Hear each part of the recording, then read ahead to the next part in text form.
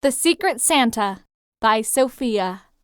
As Annabeth opened her eyes and gently shifted her head from Percy's shoulder where it was comfortably placed, she surveyed the room and the couch she was curled up on.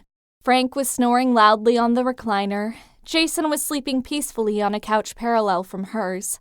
Piper was sprawled out on the floor. Leo and Calypso appeared to have made a pillow fort. Nothing was out of the ordinary on this Christmas Eve. Hazel was away at Camp Jupiter.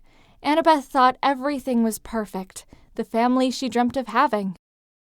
Minutes passed as she studied the cookies they made that were left out on the coffee table, and how the milk looked orange flickering in the firelight. With just enough light from the fire, she could make out the shape and color of a new present that lay under the Christmas tree. It looked like a small box detailed in silver and red. The thought of how a new present just appeared startled her. She had to investigate. Annabeth carefully unfolded her legs and crept across the old wood floor, careful not to make a noise on her way to that mysterious new box. She kept thinking about who it was from. She secretly hoped it was from her mother or Percy, although it probably couldn't be from Percy because he couldn't sneak in a gift. Annabeth made it to the tree.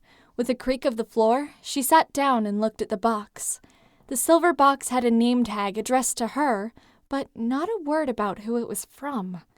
She slid the top off the box. A sterling silver chain-link bracelet with an owl pendant attached to it glistened in the bright, warm, cozy light of the fire. Annabeth slipped the cold metal bracelet on.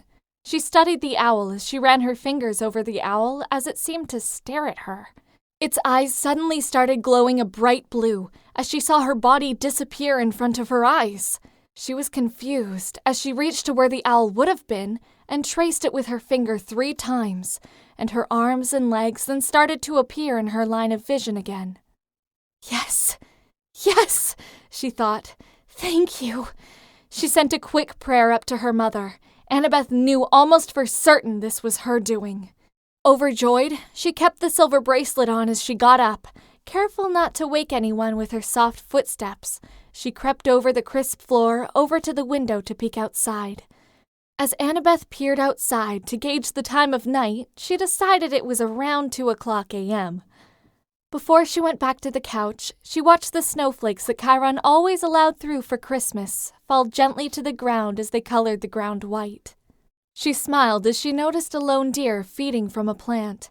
Feeling satisfied, she slipped back into the living room and grabbed a blue cookie from the table. Delicious. Too bad it's 2 a.m., and I probably shouldn't have another, Annabeth thought. Annabeth then sat down gently on the couch, careful not to wake her sleeping boyfriend as she curled up against him in his blue hoodie. She let sleep carry her away with no nightmares.